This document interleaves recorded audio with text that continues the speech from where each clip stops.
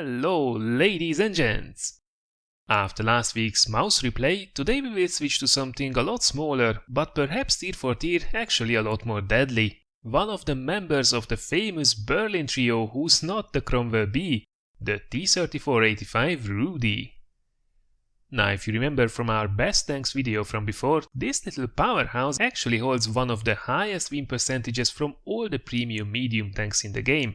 And today it will be driven by none other than the Swedish tank driver, who was kind enough to grant permission to use this replay when I contacted him on Twitter.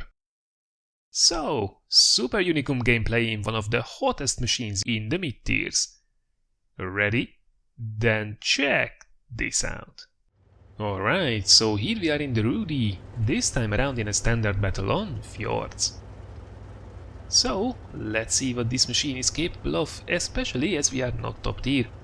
It's not too bad though, there are a couple of tier 7s we have to be really careful about, especially that dastardly E25. Other than that, it's actually quite interesting. We have a distinct advantage in terms of heavy tanks. Actually, we have two top tier heavies, an IS and the T-29, which should be really strong in this kind of matchup. Although the IS going up there to the north, in the typical medium tank position, is a little bit worrying to say the least. But the T-29 is going to the usual heavy tank corner, so not all is lost. Enemy on the other hand have a lot of tank destroyers, so this middle section here where we are also going, it pretty much will be like a tank destroyer nest almost, so we have to be careful not to get ourselves into a crossfire. Otherwise E25 is supposedly here, the Kruppsteier Waffenträger is also here, which really is a tank that you have to be careful about. Relatively rapid rate of fire, at about I think 250-ish average damage per shot, so... And the AMX AC-46, although as usual with the French tank destroyers, is a rather lackluster tank destroyer overall, and this kind of matchup is actually quite a formidable beast.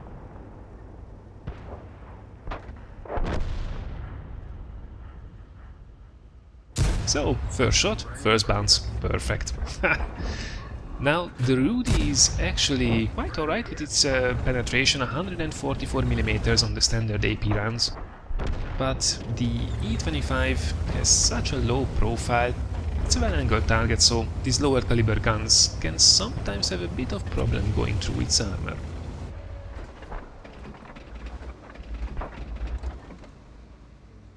So, what did we establish so far? Well, pretty much all of the tank destroyers are indeed here in the middle.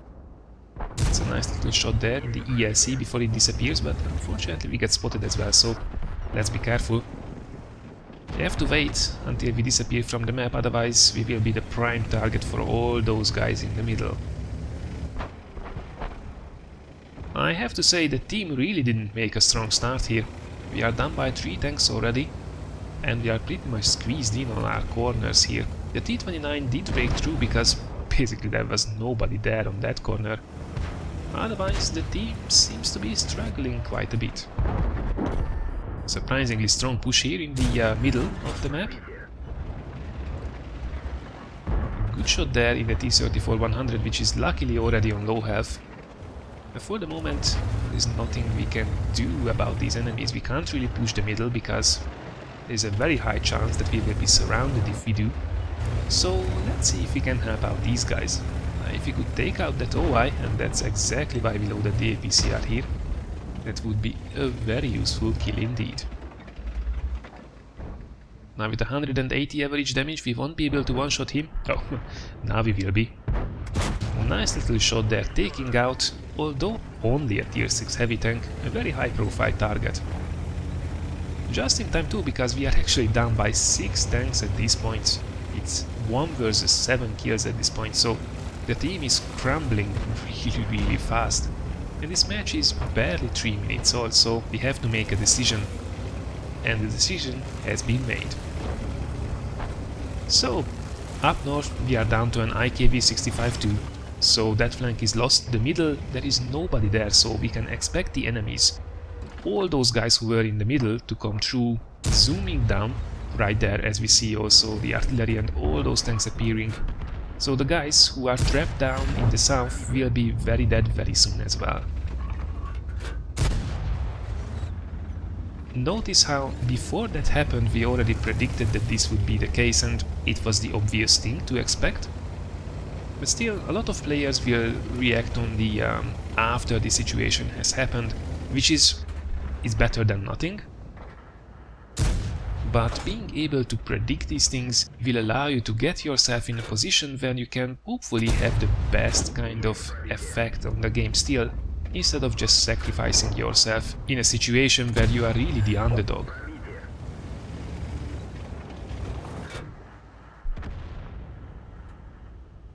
Now, as we casually rip these guys apart, they are trying to encircle the remaining guys there on the southern front.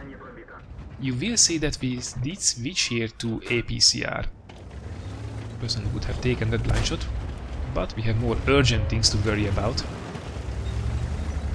Chinu is making his way. It's only a tier 5. We have to be careful, that guy did just spot us, so that means all those guys down there on the opposite side of this fjord will be aiming here and definitely take punts at us, so let's not throw away our health just because there is a cheeky tier 5 medium on the enemy team.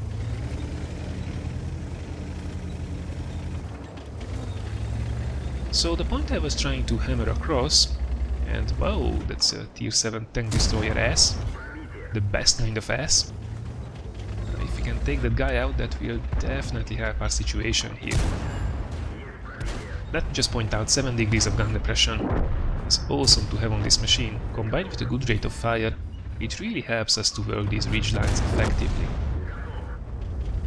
But back to the point, I actually wanted to address the APCR that we are firing here, and oh, that's really bad news with the E25. If we are not careful, that guy will send us back to the garage really fast. So you might be saying, gold noob, firing all these premium rounds at a lot of tier 6 and softer tier 7 targets. What we really have to be thinking about here is, this is a really tight situation. We are down to 2 tanks, the T-29 did break through without much opposition really on the other side, and is now about to start capping the enemy base. Which is good because at least it will draw some of the fire away from ourselves. But it's really down to us to win this game.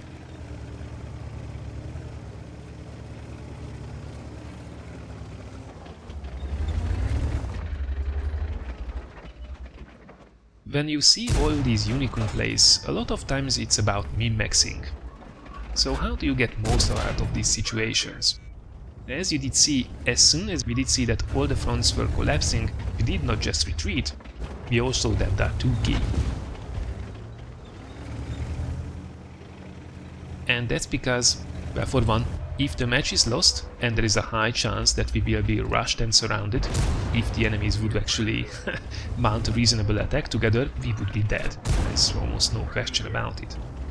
So the only thing we can do really is to make sure that we get every single piece of damage out of this game as we can. And using APCR is the best chance for that. Let's take RNG out of the occasion as much as possible. Let's make every shot count. And that's also the second point as well. If you are in such a tight little situation, as we are going 1 versus 6 there because the T-29 is now out, reducing RNG as best as we can is the best thing you can do to really ensure your chances of success even against overwhelming odds.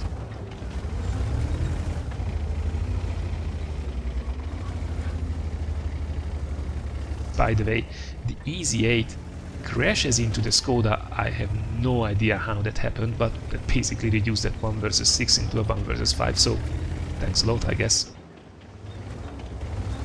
So that's why I would say we have fired that many APCR shells.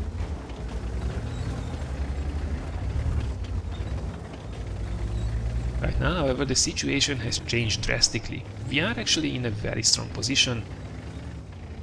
If we would have been anywhere else on the map, it would be really easy to surround us, get ourselves into a crossfire. In this position though, we can actually funnel the enemies into attacking us from that position where the E25 is, or keep them at a distance, which really is our best chance for success here.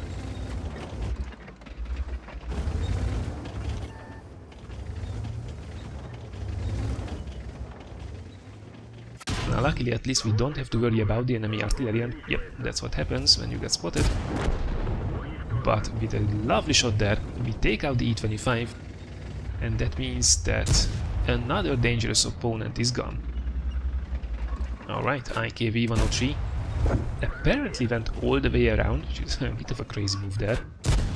Although a tier 5, a rather dangerous opponent, would have lost a lot of health to him. Hell, would have one-shot us, I think. But he's making a mistake to actually try to reverse up the slope there, and being that slow, we can easily take him out.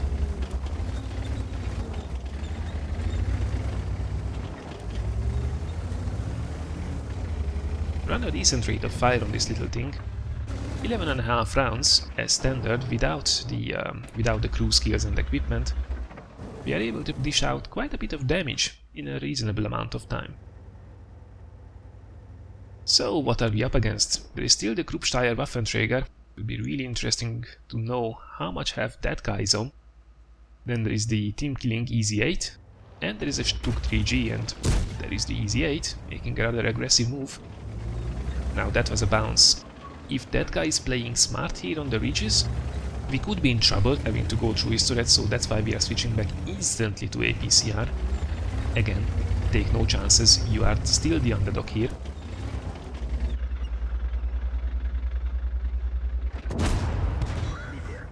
This way though, with a bit of careful angling ourselves, we should be able to take him out just nicely.